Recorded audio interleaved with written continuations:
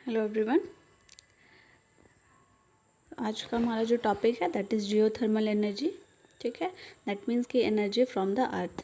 तो यहाँ हम इसको दो पार्ट में, अगर जियोथर्मल वर्ड को अगर हम सेपरेट करें, दैट इज़ जियो यानी कि जो अर्थ है, ठीक है, geographical area, and thermal that is temperature. तो जो भी हमारे पास जोग्राफिकल एरिया है, ठीक है, अर्थ है, अर्थ सरफेस है, तो उसका जो टेम्परेचर लेवल है, तो उस टेम्परेचर से जो भी हीट रिलीज़ हो रहा है, तो उस हीट को हम लोग यूज़ कर सकते हैं for generating electrical energy. So this process is known as, ठीक है, ये हमारे पास रिन्यूएबल एनर्जी सोर्स का एक प्रोसेस है। एंड इस प्रोसेस जो हम लोग जो एनर्जी गेन करेंगे, it is known as geothermal energy. ठीक है, तो यहाँ पर हम जो एनर्जी हम रिसीव करने वाले हैं, हम प्रोड्यूस करेंगे।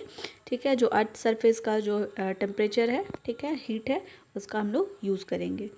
तो ठीक है, तो ये जो थर्मल एनर्जी है, हम अर्थ क्रस्ट पे जो टेम्परेचर है हम उसका यूज़ करेंगे।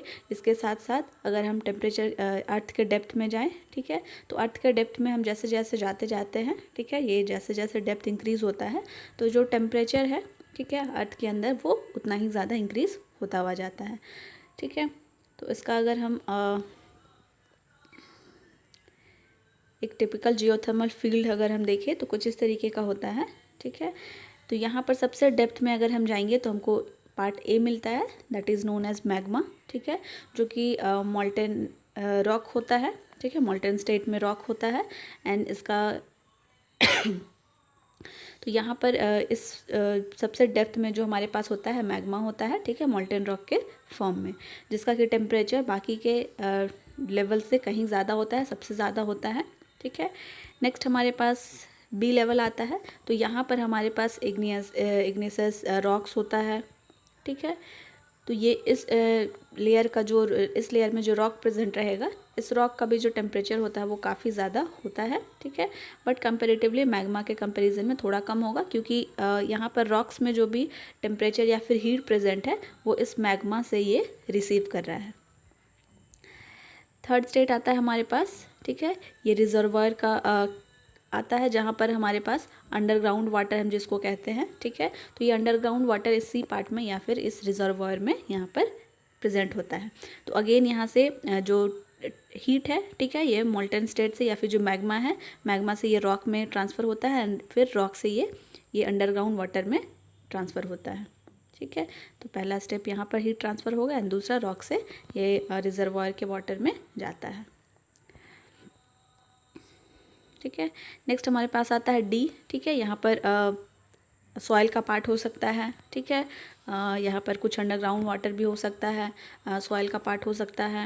यहाँ पर हमारे पास है फिजर्स है। ठीक है, जो कि नेचुरल क्रैक्स हो सकता है, या फिर हम यहाँ पर डिग करके हम वेल बना सकते हैं। ठीक है, तो इस रिजर्वायर के वाटर तक जो पहुँचने के लिए पाथ बनाया गया है, ठीक है, ये नेचुरल हो सकता है, नेचुरल क्रैक्स हो सकता है, या फिर वेल के फॉर्म में ये इसको डिग किया जा सकता है। तो these are known as fissures. ठीक है, तो इस तरीके से हमारे पास नेक्स्ट आता है हमारे पास ये पार्ट। ये हमारे पास जो जस्ट सरफेस, अर्थ सरफेस से जस्ट थोड़ा पहले हमारे पास वाटर हो सकता है, या फिर यहाँ पर कुछ टेम्परेचर, ठीक है, सोलर एनर्जी की वजह से कुछ टेम्परेचर यहाँ पर प्रेजेंट हो सकता है, हीट हो सकता है। एच वाला पार्ट है। ठीक है, यहाँ पर ये ओपनिंग्स है, जिससे जो भी अर्थ के डेप्थ में जो भी हीट है, ये स्टीम के फॉर्म में यहाँ से रिलीज़ हो रहा है।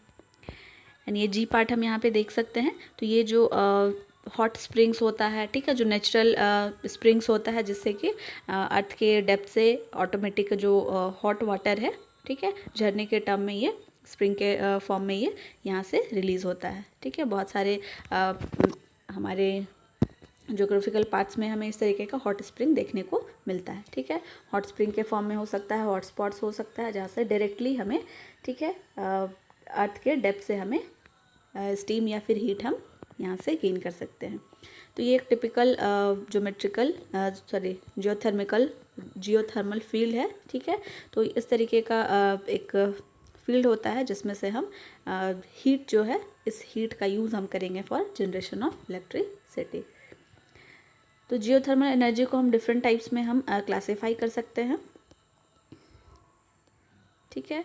तो अगर हम जियोथर्मल फील्ड्स की बात करें तो हमारे पास नॉन थर्मल फील्ड आता है, जिसका कि टेम्परेचर रेंज काफ़ी कम होता है, 10 to 40 डिग्री सेल्सियस पर किलोमीटर डेप्थ में जब हम जाएंगे तो ये नॉन थर्मल एरिया या फील्ड कहलाता है।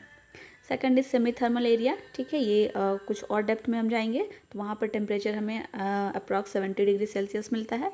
And finally hyper thermal area, जहाँ पर कि non thermal and semi thermal से कहीं ज़्यादा, यहाँ पर 100 से भी ज़्यादा डिग्री सेल्सियस के का जो टेम्परेचर है यहाँ पर पाया जा सकता है, ठीक है। तो जो जियोथर्मल एनर्जी की हम बात कर रहे हैं, तो इस जियोथर्मल एनर्जी को गेन करने के लिए हमारे पास डिफरेंट सोर्सेज है, that is known as geothermal sources, ठीक है। तो यहाँ पर हमारे पास क्लासीफाई हम कर सकते हैं। तो first one is hydrothermal convective system. Again इस हाइड्रोथर्मल को हम सब कैटेगराइज कर सकते हैं एज वेपर डोमिनेटेड, ठीक है, या फिर ड्राई स्टीम फील्ड भी हम इसे कहते हैं, ठीक है। लिक्विड डोमिनेटेड, दैट मीन्स की wet steam field, and finally hot water field, ठीक है। सेकंड कैटेगरी इसका जो आता है that is geo pressure resource, ठीक है। थर्ड वन इज पेट्रोथर्मल, या फिर इसे हम हॉट ड्राई रॉक या HDR फील्ड भी कहते हैं। Fourth one is magma resource and fifth one is volcanoes. तो इन सारे सोर्सेज से हम हीट एनर्जी या जियो थर्मल एनर्जी हम रिसीव कर सकते हैं, जिसका यूज़ हम इलेक्ट्रिसिटी जनरेशन में करते हैं। तो हम एक एक करके देखते हैं व्हाट इज़ हाइड्रोथर्मल, ठीक है। इसके अंदर मेनली हम वेपर डोमिनेटेड, लिक्विड डोमिनेटेड को डील करेंगे, ठीक है।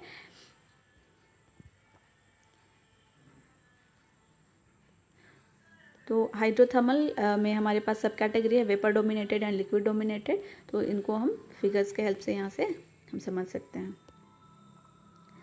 तो एक हाइड्रोथर्मल कन्वेक्टिव रीजन या फिर हाइड्रोथर्मल सोर्स की बात करें, ठीक है, तो कुछ इस तरीके का हम फील्ड डिज़ाइन कर सकते हैं, ठीक है। तो सबसे जो डेप्थ में होता है दैट इज़ मैग्मा लेयर होता है, इसके बाद आपका सॉलिड रॉक आएगा, एंड उसके बाद पोरस रॉक या फिर जो रिजर्वायर का लेवल था, ठीक है, वो आएगा। उसके बाद हमारे पास वेल का ठीक है, जो वेल हम डिग करेंगे उसका पाथ होगा, या फिर फिजर्स होगा जो नेचुरल क्रैक्स होता है, ठीक है। तो ये सारा आपको यहाँ पे देखने को मिलेगा, जैसे हमने प्रीवियसली टिपिकल जियोथर्मल फील्ड में देखा, ठीक है। तो फर्स्ट इसका जो कैटेगरी है हाइड्रोथर्मल का दैट इज़ वेपर डोमिनेटेड। तो जैसे हमको नाम से यहाँ पता चल रहा है vapour dominated system, that means इसको हम दूसरा नाम देते हैं ड्राई स्टीम फील्ड, ठीक है।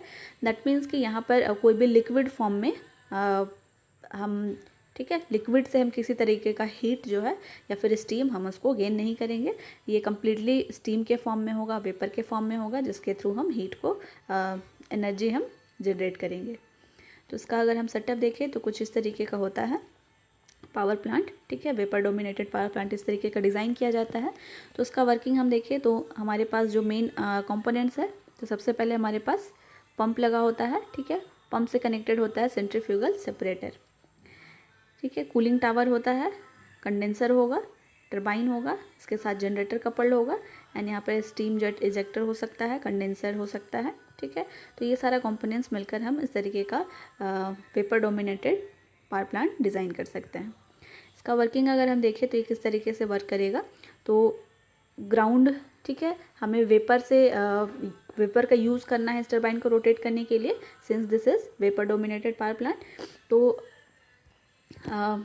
ये जो हमने अभी जस्ट टिपिकल फील्ड देखा, ठीक है, एरिया देखा, तो इसमें बहुत इस तरीके का जो हमने फिजर्स देखा था, तो फिजर्स से क्या हो रहा है कि ऑटोमेटिक जो वाटर, ठीक है, अंडरग्राउंड में बहुत डेप्थ में जो ऑटोमेटिक वाटर बॉइलिंग कंडीशन में है, ठीक है, तो उसमें से जो स्टीम प्रोड्यूस हो रहा है वो क्रैक्स के या फिजर्स के थ्रू, या फिर हो सकता है जो हमने वेल डिग किया हो उसके थ्रू ये एटमॉस्फेयर में रिलीज़ हो रहा हो, ठीक है, हमारे जो जियोथर्मल जियोग्राफिकल स्पेस है, ठीक है, वहाँ पर ये रिलीज़ हो रहा हो।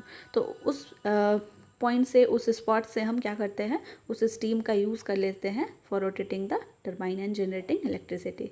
तो सेम मैनर में हम यहाँ से ग्राउंड से या फिर वेल के थ्रू हम जो स्टीम आ रहा है उसको हम क्या करेंगे, सबसे पहले पंप के थ्रू सेंट्रीफ्यूगल सेपरेटर में ले जाते हैं, जहाँ से जो भी इररिलेवेंट मटेरियल होगा, इम्प्योरिटीज़ होगा सॉलिड के फॉर्म में, उनको हम यहाँ से सेपरेट कर लेंगे, एंड उसके बाद जो प्योर स्टीम होगा या फिर वेपर होगा इसको हम टरबाइन में इंजेक्ट करा देते हैं, ठीक है। तो ये जो स्टीम टरबाइन में जैसे ही स्ट्राइक करेगा, ये टरबाइन को मैकेनिकल इनपुट मिलेगा, एंड ये मैकेनिकल इनपुट ट्रांसफ़र होगा to the generator, and generator finally electricity generate करेगा, ठीक है।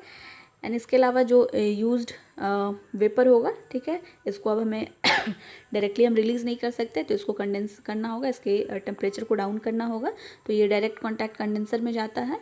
यहाँ से हम कंडेंसर पंप से इसको कूलिंग टावर में भेजेंगे, और कूलिंग टावर में पहले से वाटर प्रेजेंट होगा, ठीक है, लो टेम्परेचर का, जो कि इस कंडेंस्ड जो वेपर होगा इसके टेम्परेचर को डाउन करेगा एंड फाइनली री इंजेक्ट कर देगा वेल में, ठीक है। तो इस तरीके से ये कंप्लीट प्रोसीजर होता है वेपर डोमिनेटेड में, जहाँ पर हम सिर्फ और सिर्फ वेपर को या स्टीम को जो हम डायरेक्टली रिसीव कर रहे हैं अंडरग्राउंड वेल से या फिर फिजर्स के थ्रू, तो उसको हम डायरेक्टली इंजेक्ट करते हैं टरबाइन को रोटेट करने के लिए, ठीक है। तो इस तरीके से ये इसका वर्किंग होता है,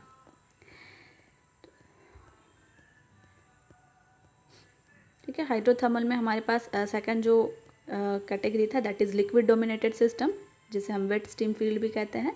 तो यहाँ पर क्या होगा कि जो हमारे पास बॉइलिंग वाटर होगा जो हमें हॉट स्प्रिंग से मिल रहा होगा, ठीक है, या फिर डेप्थ में जो रिजर्वायर में वाटर का जो टेम्परेचर काफ़ी ज़्यादा है, तो हम डायरेक्टली उस वाटर को हम, ठीक है, यूज़ करते हैं फॉर रोटेटिंग द टरबाइन।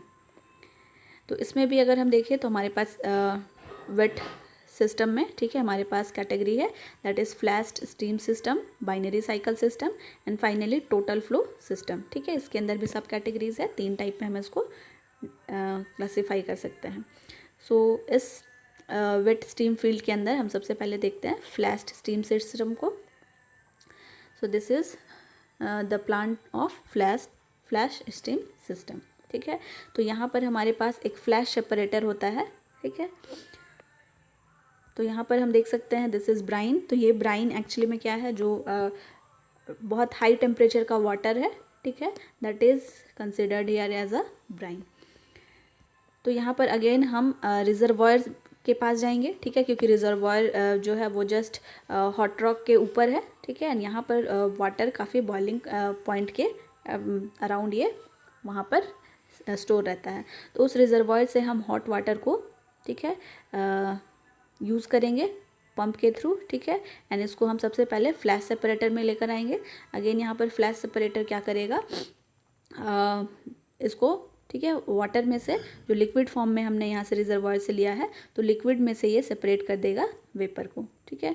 तो ये हॉट वाटर में से वेपर को फ्लैश सेपरेटर वेपर सेपरेट करेगा एंड इस वेपर को या स्टीम को ये डायरेक्टली इंजेक्ट कर देगा टरबाइन पे, ठीक है, एंड टरबाइन इसको मैकेनिकल जनरेटर को मैकेनिकल इनपुट अप्लाई करेगा एंड ये जनरेटर इलेक्ट्रिसिटी जनरेट करेगा। दूसरी तरफ जो यहाँ पर हॉट वाटर में से वेपर अलग हो चुका है, तो ये, ठीक है, जो हाई टेम्परेचर का वाटर है, ठीक है, जिसे हम ब्राइन कह रहे हैं, जिसमें से वेपर अलग हो चुका है, इस ब्राइन को अगेन ग्राउंड में री इंजेक्ट कर दिया जाएगा, ठीक है। अब जो यूज़ हो चुका है वेपर, इस वेपर को के टेम्परेचर को हमें डाउन करना है, तो कंडेंसर में हम यहाँ पर लेकर जाएंगे। कंडेंसर में, ठीक है, कंडेंसर से ये कंडेंसेंट पंप में आएगा, ठीक है। कूलिंग टावर है, कूलिंग टावर से वाटर ये यहाँ पर आएगा, ठीक है, एंड ये दोनों यहाँ पर मिक्स होकर वापस से ये, ठीक है, हम इसको ग्राउंड में इंजेक्ट कर सकते हैं। So this is the process of energy generation in liquid dominated single flash steam system. इसका लिक्विड डोमिनेटेड सिस्टम में हमारे पास सेकंड कैटेगरी है that is double flash system. तो डबल फ्लैश सिस्टम में हमारे पास 2 टरबाइन होता है, ठीक है, 2 फ्लैश सेपरेटर हम यूज़ करेंगे।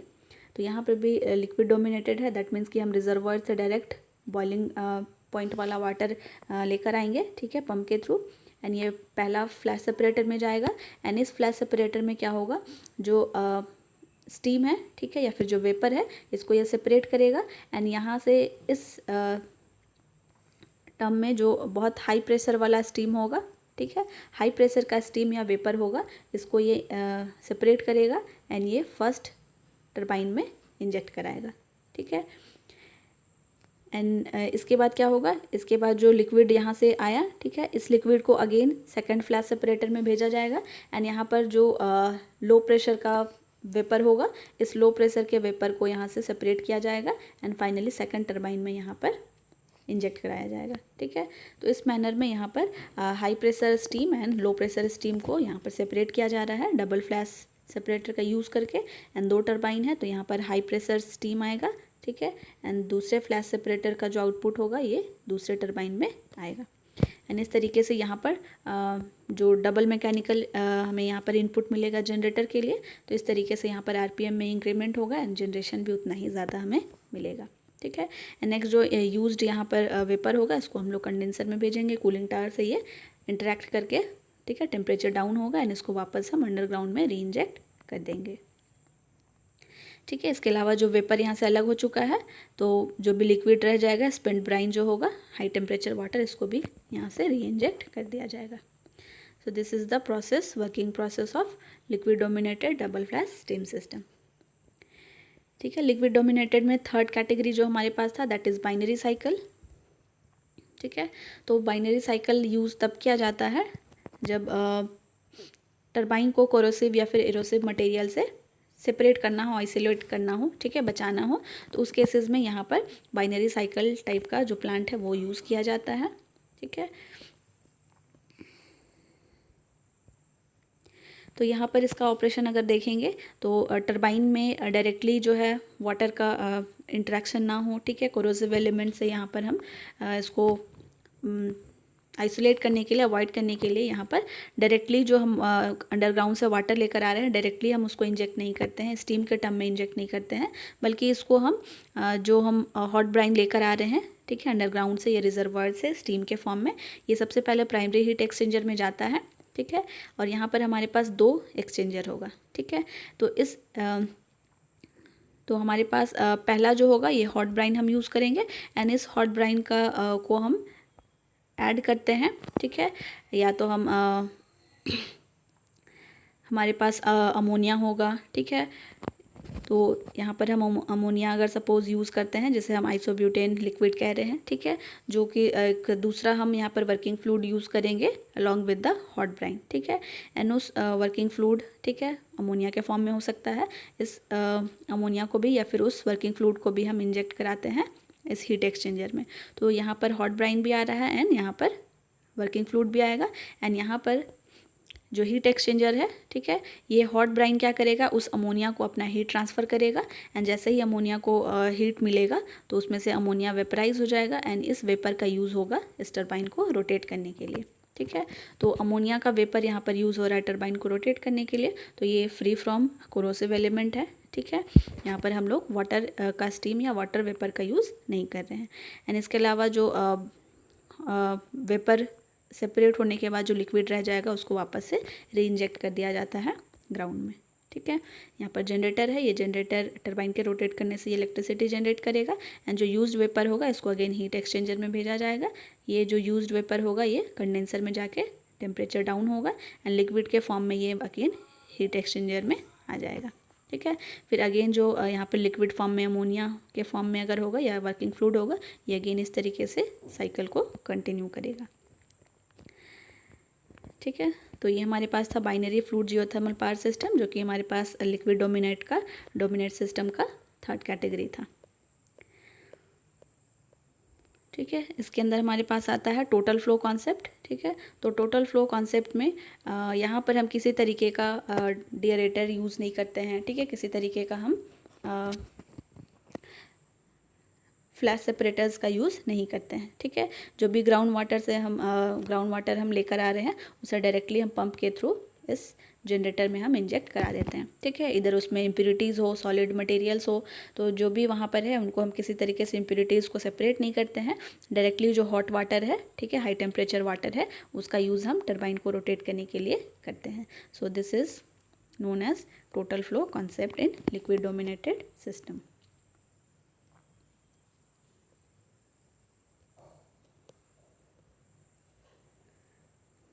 ठीक है, अब इसके बाद हम मेन कैटेगरी जो हमारे पास थर्ड था, ठीक है, सेकंड था, जियोथर्मल हाइड्रोथर्मल कैटेगरी के बाद हमारे पास जियो प्रेशर्ड रिसोर्सेज था। ठीक है, तो यहाँ पर हमारे पास जो अर्थ सरफेस होता है, ठीक है, तो अर्थ के डेप्थ में जैसे जैसे हम जाते हैं तो अलग अलग लेवल पे हो सकता है कि अलग अलग प्रेशर का टेम्परेचर वहाँ पर प्रेजेंट हो। ठीक है, तो हाई टेम्परेचर और बहुत हाई प्रेशर में जो भी वहाँ पर हीट या फिर स्टीम के फॉर्म में प्रेजेंट होगा तो उसका यूज़ कर लिया जाता है एनर्जी जनरेशन के लिए। ठीक है, तो इस टाइप का जो रिसोर्स होता है जहाँ पर डेप्थ में जैसे हम जाते हैं तो high temperature and high pressure का जो स्टीम होता है उसका यूज़ किया जाता है एनर्जी जनरेशन के लिए।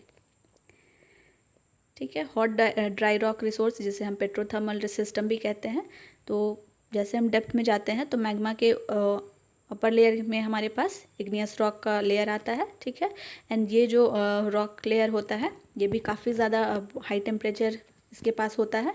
ठीक है, तो इसमें इधर हम ड्रिलिंग प्रोसेस करके या फिर नेचुरल क्रैक्स अगर यहाँ पर प्रेजेंट हो, ठीक है, तो उन नेचुरल क्रैक्स के हेल्प से, ठीक है, या फिर अगर हम ड्रिलिंग करते हैं तो उस वे से हम उस रॉक्स के अंदर जो भी टेम्परेचर के वजह से जो स्टीम जनरेट हो रहा है या, ठीक है, हाई टेम्परेचर जो प्रेजेंट है तो उसको हम यहाँ से ग्राउंड लेवल तक रिलीज़ कराते हैं और उसका यूज़ हम कर सकते हैं एनर्जी जनरेशन के लिए।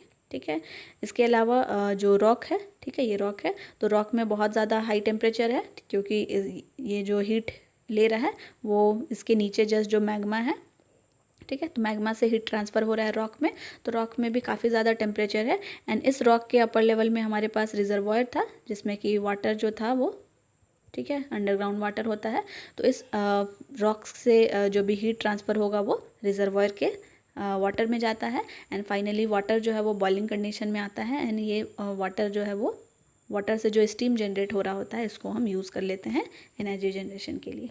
ठीक है, so this type of source is known as hard dry rock resource और पेट्रोथर्मल सिस्टम। ठीक है, एंड फाइनली हमारे पास कैटेगरी था मैग्मा रिसोर्स जो कि सबसे डेप्थ में मिलता है। मोल्टेन रॉक चैम्बर सिस्टम होता है मोल्टेन रॉक, ठीक है, जिसे हम मैग्मा कहते हैं। तो ये इसका जो टेम्परेचर होता है बहुत ही ज़्यादा होता है तो इसको हम बहुत ईजिली यूज़ नहीं कर सकते हैं। ठीक है, यहाँ पर जो भी टेम्परेचर प्रेजेंट है उसको हम यूज़ डायरेक्टली नहीं कर सकते हैं। ठीक है, तो ये था हमारे पास total concept of geothermal energy system जिसमें हमारे पास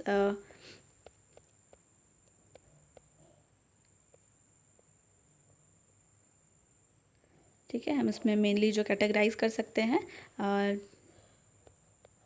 जियोथर्मल रिसोर्सेज को।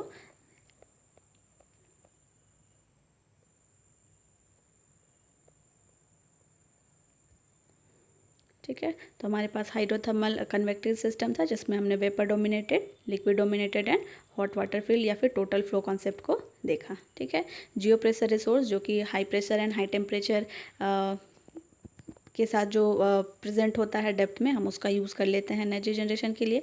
पेट्रोथर्मल यानी कि जो रॉक्स में टेम्परेचर प्रेजेंट है तो उस टेम्परेचर का यूज़ हम वाटर को हीट करने के लिए एंड उससे स्टीम जनरेट करने के लिए कर सकते हैं। ठीक है, मैग्मा एंड वल्कनोज रिसोर्स तो इसका हम डायरेक्टली यूज़ नहीं कर सकते, इसके लिए कुछ हमें कुछ प्रोविज़न यहाँ पर ऐड करना होगा जिसके बाद हम यूज़ कर पाएंगे। ठीक है, so that's all about the concept of geothermal energy sources.